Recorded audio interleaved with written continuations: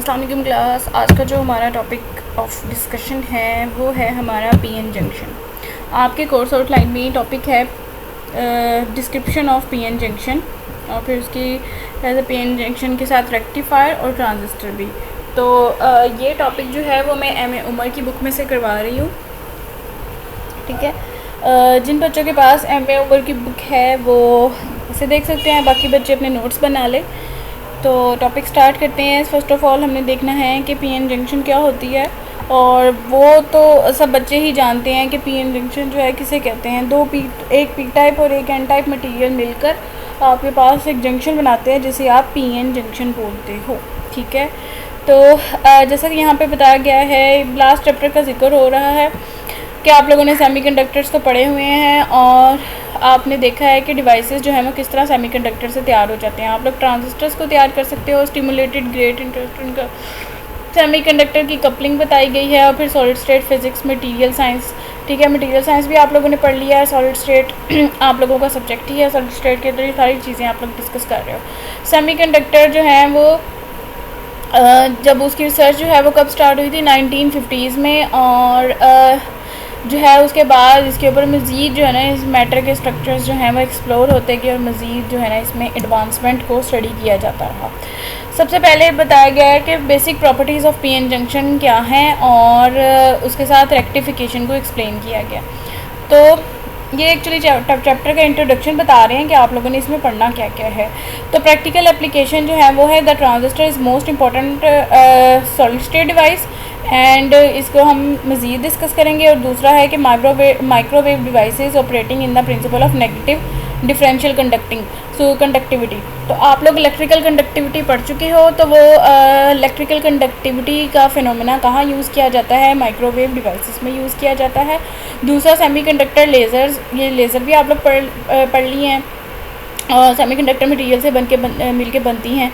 और जो है सेमीकंडक्टर डिवाइसेस, तो सेमीकंडक्टर डिवाइसेस कौन कौन से हैं, ये जी ट्रांजिस्टर हमारे पास, आपके पास डायोड होते हैं, ये सारे डिवाइसेस जो होते हैं इस तरह के सारे मटेरियल जो हैं वो सेमीकंडक्टर मटेरियल से ही मिलकर बनते हैं। तो सबसे पहले हम लोग पीएन जंक्शन द रेक्टिफायर को पढ़ते हैं कि रेक्टिफायर, किसी भी पीएन जंक्शन मटेरियल से हम रेक्टिफायर किस तरह बना सकते हैं। The PN junction is a specimen made up of single crystal semiconductor in which there are two adjacent region।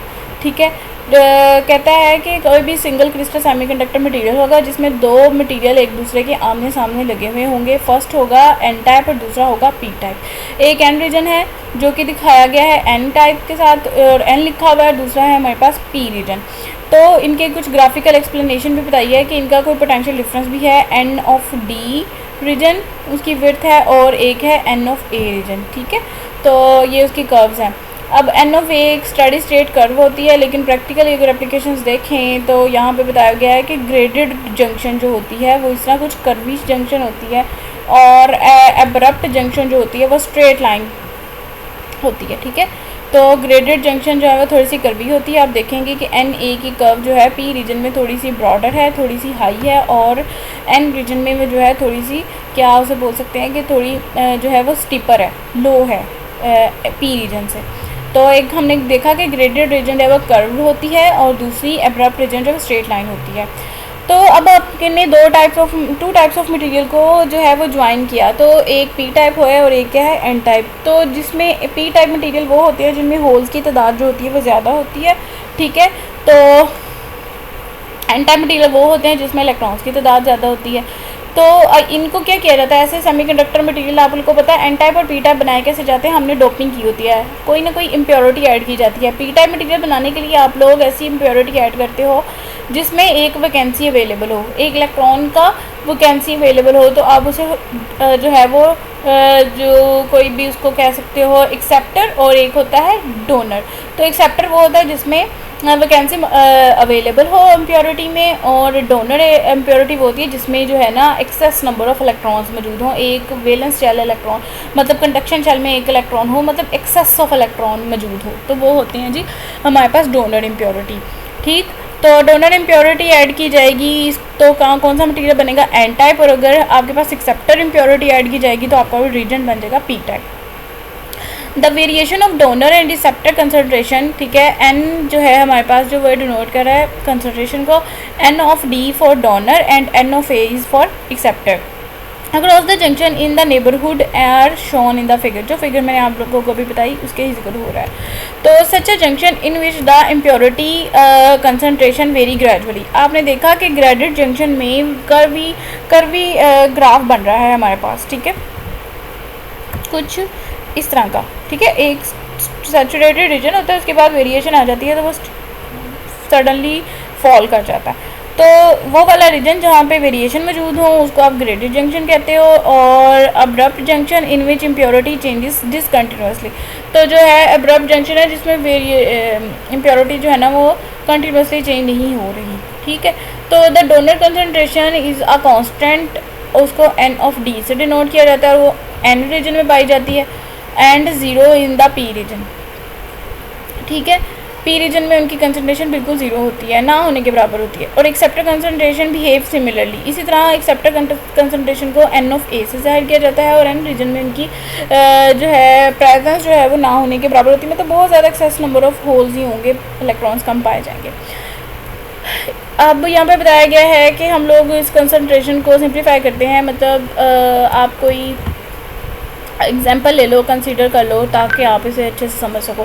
तो यहाँ पे है कि we shall consider here only the abrupt junction. अब आपने अब्रप्ट जंक्शन कंसीडर करनी है जो कि डिसकंटिन्यूअस है और उसका ग्राफ जो है वो बिल्कुल इस किस्म का है, स्ट्रेट लाइन, ठीक है। ताकि आपने सबसे सिंपलेस्ट केस डिस्कस करना है, फिर हम उसे जो है वो समराइज़ कर लेंगे।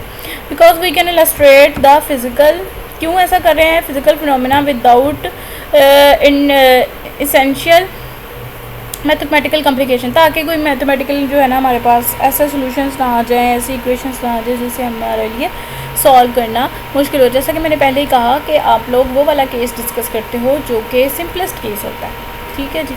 तो that one can not manufactured a strictly abrupt junction because impurity tend to some extent and diffuse across the junction. तो कह रहे हैं कि इसके क्या और फ़ायदे हैं कि एक तो इसकी मैन्युफैक्चरिंग जो है वो अब्रप्ट जंक्शन की पॉसिबल नहीं है। दूसरा है कि इम्प्योरिटी जो है वो सम एक्सटेंड ख़ास हद तक एक्सटेंड करती है, उसके बाद वो एक दूसरे में डिफ्यूज़ हो जाती है, जिसकी वजह से वो वेरिएशन नहीं होती। When we speak of a junction we mean the region in which P and N region meets. अब जंक्शन कौन सा रीजन होता है, आप लोगों को पता है कि जब आप लोगों ने इलेक्ट्रॉनिक्स में पढ़ा था तो कोई ऐसा ब्लॉक सा रीजन बन जाता है जहाँ पे एक तरफ नेगेटिव चार्जेस होते हैं और एक तरफ पॉजिटिव चार्ज होते हैं और वो मिलकर एक बैरियर बना लेते हैं। जब वो बैरियर बना लेते हैं तो हम उसको जंक्शन कहते हैं। तो the whole junction in one single piece of a crystal, ठीक है, एक सिंगल पीस उसका क्रिस्टल का बन जाता है, made up of some two semiconductor material in which two sides are doped differently rather than two different pieces joint together. कहता है कि आपके जंक्शन जो है ना उन एक सिंगल पीस ही होता है जो कि दो डिफरेंट टाइप की इम्प्योरिटी से मिलकर बना होता है, ठीक है। वन साइड एक डोनर इम्प्योरिटी से मिलकर बनी है, अदर साइड एक्सेप्टर इम्प्योरिटी से मिलकर बनी है, ना कि आपने ज्वाइन कर दिया उन दोनों मटीरियल्स को, ठीक है। ज्वाइनिंग आपको पता है कि ये कोई ऐसा नहीं है कि आपने कोई अल्फी लेके या कोई भी ऐसे सॉल्यूशंस लेके उन दोनों मटीरियल को जोड़ दिया, बल्कि ये एक प्रॉपर मेथड होता है। इलेक्ट्रॉन्स ने फ्लो किया एक साइड से दूसरी तरफ, हाई पोटेंशियल से लो पोटेंशियल की तरफ, और फिर वो जमा हो गए एक जगह और उन्होंने एक बैरियर बना लिया, और फिर दोबारा बैरियर तब बन जाता है जब आपके पास no more electron can flow from one side to another, unless कि आप कोई उसके ऊपर बैटरी वगैरह सोर्स अप्लाई ना करो, ठीक है जी। तो यहाँ तक तो समझ आ गई आप लोगों को। उसके बाद एक और इंटरेस्टिंग फीचर क्या है कि electrical property of a junction is that the potential difference develop across it even when the junction is at equilibrium. जैसे कि मैं अभी बात कर रही थी कि एक इक्विलिब्रियम स्टेज आ गई कि आपके इलेक्ट्रॉन जो हैं वो एक साइड से दूसरी साइड पर फ्लो नहीं कर रहे, ठीक है। तो वहाँ पे एक पोटेंशियल डिफरेंस क्रिएट हो गया और वो कोई कांस्टेंट, ठीक है, पोटेंशियल होता है। उस पोटेंशियल को क्या कहते हैं आपकी सॉलिड स्टेट की ज़ुबान में, कॉन्टैक्ट पोटेंशियल, ठीक है जी। और उसकी वैल्यू जो होती है वो बहुत ही कम होती है, 0.1 वोल्ट से 1 वोल्ट तक, 0.1 से लेकर 1 वोल्ट के दरमियान ही होती है, ठीक। तो एक ज़्यादा कोई अमाउंट नहीं होती इसकी वैल्यू। अब देखते हैं कि just be prepared, and at that instant there are only electrons in the n region and hole in the p region. तो ये जो है ना, ये पी एन जंक्शन तो आप लोग जो इलेक्ट्रॉनिक्स में पढ़ के आए हो ना, बिल्कुल सेम वही रहनी है, इसमें कोई फ़र्क नहीं आना. इसके बाद में फीचर्स में भी इसमें थोड़ी सी मोर वेरिएशन हम लोग पढ़ें, लेकिन सेम वही चीज़ें हैं, उसी चीज़ को डिस्कस कर रहे हैं. अब उसने कहा है कि the electric field is zero everywhere. कब ज़ीरो होगी? At the instant there are only electrons in the N region and holes in the P region and concentration of free electron are constant on both side. मतलब एक reason में भी number of electrons अगर 5 हैं तो दूसरे reason में भी नंबर ऑफ होल्स भी 5 हैं, तो सेम ही है उनका, तो सेम रेशो चल रही है, सेम कंसंट्रेशन है. ठीक है, तो वहाँ पे जो है इलेक्ट्रिकल फील्ड वो क्या होगी, वो ज़ीरो होगी, क्योंकि पोटेंशियल डिफरेंस नहीं क्रिएट होगा. जब इलेक्ट्रॉन फ्लो करते हैं तब भी इलेक्ट्रिक फील्ड प्रोड्यूस होती है. इलेक्ट्रॉन फ्लो कब करते हैं? जब आपके पास एक रीजन में हाई पोटेंशियल होता है, दूसरे में लो होता है. लेकिन जब आपके पास सेम पोटेंशियल होगा तो ऐसा नहीं होता, because the charge of a free concentration are balanced by the charge of the ionized impurity. ठीक है, दोनों साइड पे एक तरफ जितने नंबर ऑफ होल्स, जितने नंबर ऑफ इलेक्ट्रॉन हैं, दूसरी साइड पे भी number of hole, number of electron same है, तो जी आपके पास करंट ही नहीं फ्लो कर रहा. तो electron and ionized donor in the N region. अब एन रीजन में क्या है? एक तो आयनाइज्ड डोनर है जो इम्प्योरिटी ऐड की वो वाले हैं, और दूसरे उस जो मटेरियल है सेमीकंडक्टर मटेरियल के अपने इलेक्ट्रॉन हैं. ठीक है, the situation is not equilibrium however despite the absence of the electric field. जब इलेक्ट्रिक फील्ड जो है ना नहीं पाई जाती, तब क्या जो है जब इलेक्ट्रिक फील्ड जो है वो जब इक्विलिब्रियम नहीं होता, या आप कह सकते हो कि the situation is not in equilibrium however despite the absence of the electric field. जब इलेक्ट्रिक फील्ड पाई जाती है तब इक्विलिब्रियम नहीं होता, क्योंकि आप बैटरी लगा देते हो तो वो चार्जेस जो है वो फ्लो करना शुरू कर देते हैं.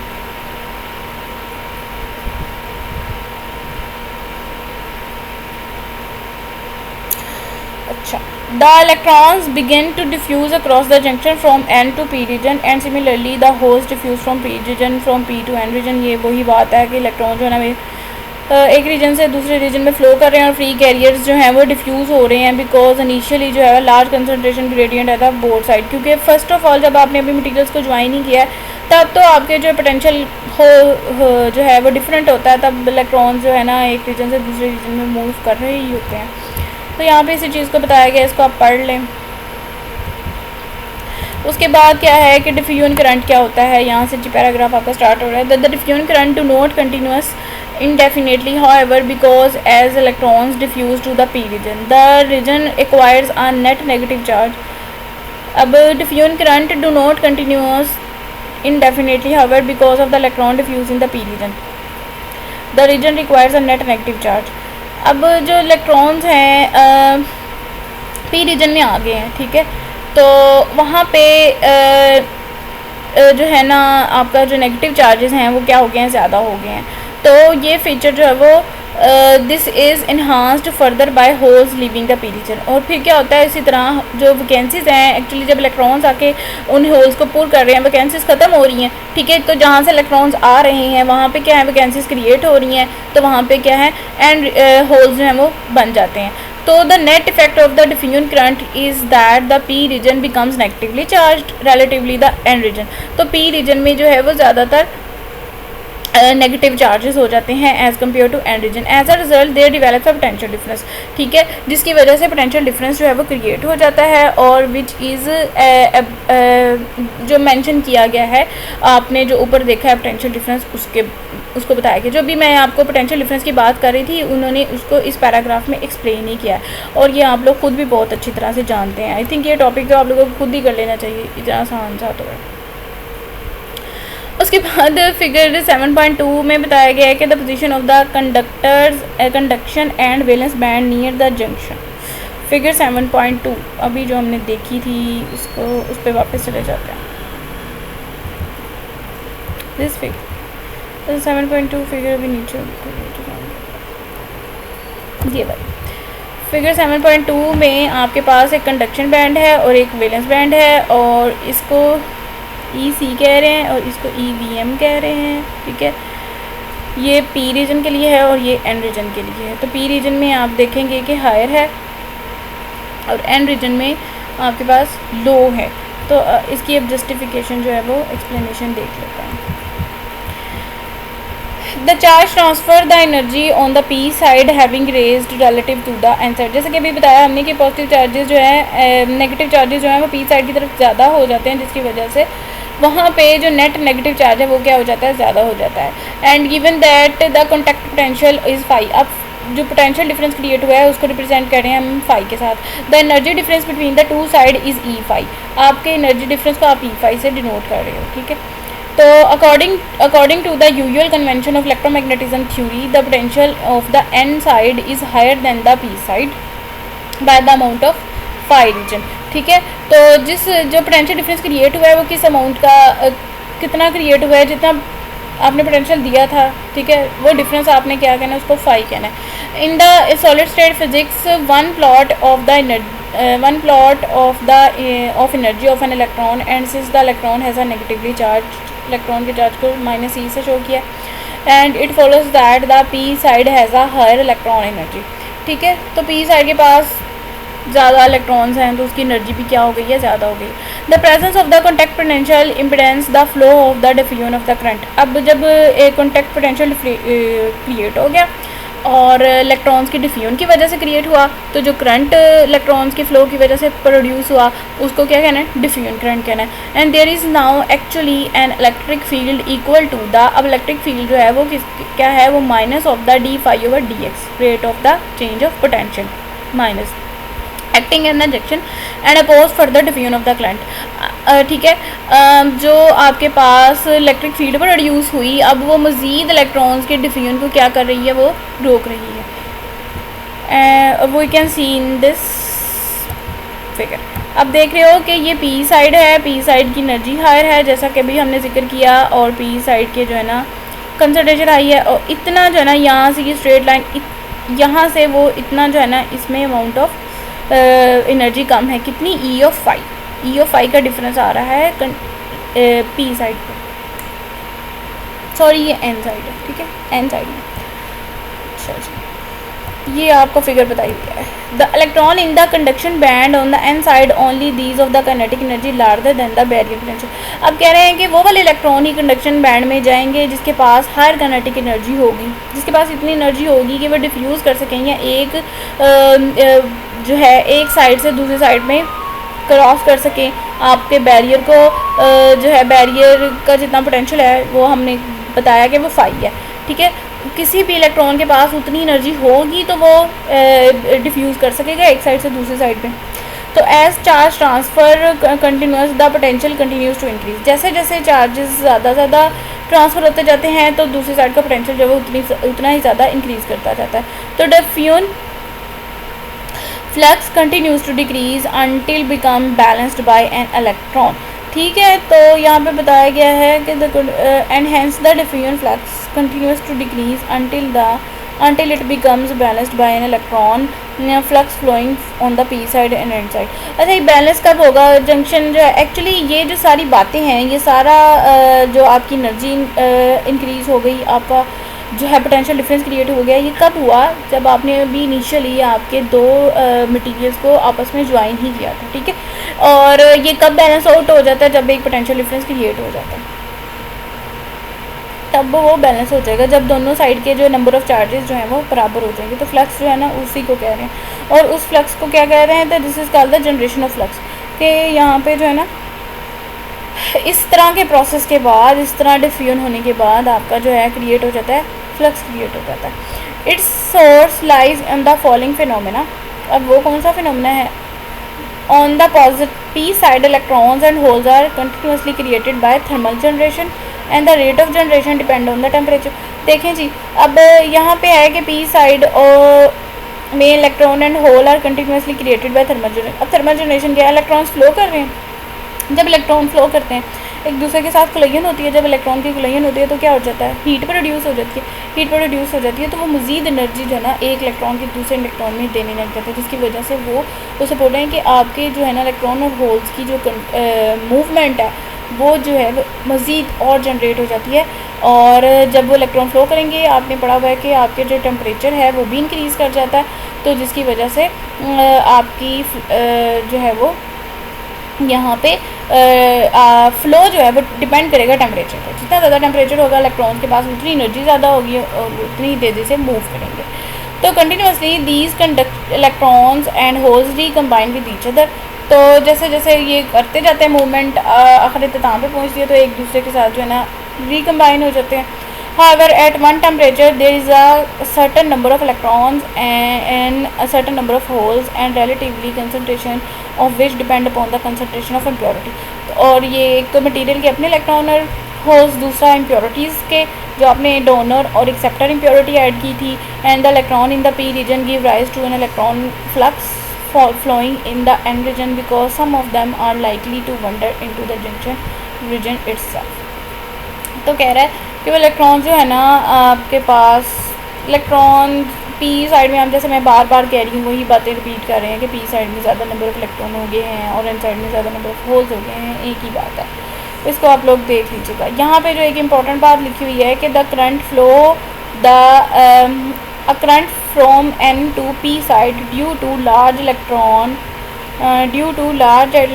concentration लिखा हुआ है on the n side, ठीक है। उसको कहना है रिकम्बिनेशन फ्लक्स और उसको JN के साथ डिनोट करना है, ठीक है। और वो वाला फ्लक्स जो कि यहाँ पे नंबर 2 है कि the generation flux NA which flows from P side to N side. अब P साइड की बात हुई due to generation of the subsequent word है ये, sweeping the electron by the junction field, ठीक है। तो वो उसको उस फ्लक्स को क्या कहोगे, जनरेशन ऑफ फ्लक्स JP से डिनोट करें। यहाँ पे ये दोबारा भी ना मैंने पिक्चर्स बार बार ली हुई हैं, आप यहाँ से देख सकते हो। तो नंबर 2 पे है the electron flowing in the P region eventually recombines to the, अच्छा इसको the generation of flux J of P which gives from P to N side is due to generation and subsequent sweeping of electron by the junction field।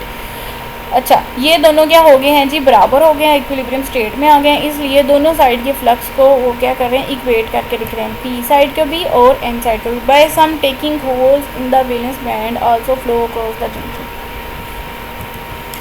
दोनों sides के flux जो create हुआ है वो equal है, तो इसलिए उन्हें यहाँ पे हमने इक्वेशन में लिख लिया। Thus the equilibrium situation is a dynamic one, ठीक है। Flux are flowing continuous across the junction. Actually ये ना इलेक्ट्रॉन के फ्लो को ना फ्लक्स कह रहा है। जैसे आप लोगों ने मैग्नेटिक फील्ड वाले टॉपिक्स में जब पढ़ते हो तो ये मैग्नेटिक फ्लक्स है, कैसे होता है फ्लक्स क्या होता है actually, number of lines per unit area, कि किसी एरिया में कितनी number of line magnetic field lines पर प्रोड्यूस हो रही हैं, गुजर रही हैं, उसमें से इलेक्ट्रिक फ्लक्स और इसी तरह मैग्नेटिक फ्लक्स। तो यहाँ पे इलेक्ट्रॉन और होल्स का फ्लो है, तो उसके उसको वो फ्लक्स का नाम दे रहा है कि कितने इलेक्ट्रॉन हैं जो इस एरिया के अंदर से पास आउट हो रहे हैं। तो इसे घबराना नहीं है कि ये क्या बोल रहे हैं। Thus the equilibrium situation is a dynamic one, ठीक है, ये हमने देख लिया कि क्या है। But there is no further charge transfer. जब बैरियर बन जाता है तो चार्ज तो ट्रांसफ़र होता नहीं है, तो flux cancel out each other for both from both side of carrier separately. तो एक इक्विलिब्रियम सिचुएशन हो जाती है तो फ्लक्स जो है ना एक दूसरे के इफेक्ट को क्या कर देता है, कैंसल आउट कर देता है। तो अब यहाँ पे हमने देख लिया कि बैरियर पोटेंशियल कैसे बनता है, फिर फ्लक्स बन जाता है और फिर ये दोनों जो है एक दूसरे को कैंसल आउट कब कर देते हैं, जब वो इक्विलिब्रियम में आ जाते हैं। अब हमने देखनी है कि रेक्टिफिकेशन की प्रॉपर्टीज़, ठीक है। तो यहाँ तक जो है आज का हमारा लेक्चर जो है वो कंप्लीट होता है। तो इसमें से आप लोगों को कोई बात भी समझ ना आए तो आप लोग काइंडली ज़रूर पूछें। और नेक्स्ट लेक्चर में जो है ना हम लोग रेक्टिफिकेशन के साथ पढ़ेंगे कि पीएन जंक्शन का क्या ताल्लुक है। ये जो थी सारी बेसिक चीज़ें थी आज के लेक्चर में जो हमने पढ़ी हैं। सिंपल पीएन जंक्शन कैसे बनती है, होल्स कैसे बनते हैं, करंट जो है वो कैसे होता है, पोटेंशियल डिफरेंस कैसे बन जाता है। तो ये सारे पॉइंट्स जो हैं वो हमारे पास पुरानी ही डिस्कशन में। आप लोगों ने इसको लेक्चर को क्या करना है, रीड आउट अच्छे तरीके से कर लेना है और अपने पॉइंट्स बना लेने हैं। आपको ये थ्योरी लंबी लग रही है, आप ये थ्योरी सारी की सारी ना लिखें, अपने नोट्स तैयार कर लें और उसी तरह लिख लें। कोशिश करें टर्म्स यही वाली यूज़ कर लें, क्योंकि आपने इलेक्ट्रॉनिक्स में तो पढ़े हुए हैं टॉपिक, वो वाले वही लिखने की बजाय बल्कि आप टर्म्स वही यूज़ कर लें, लेकिन कॉन्सेप्ट जो है वो बिल्कुल सेम है। उसमें आप लोगों ने अगर उन बुक्स में से देखना हो थोड़ा तो फिर उन्हें देख लें।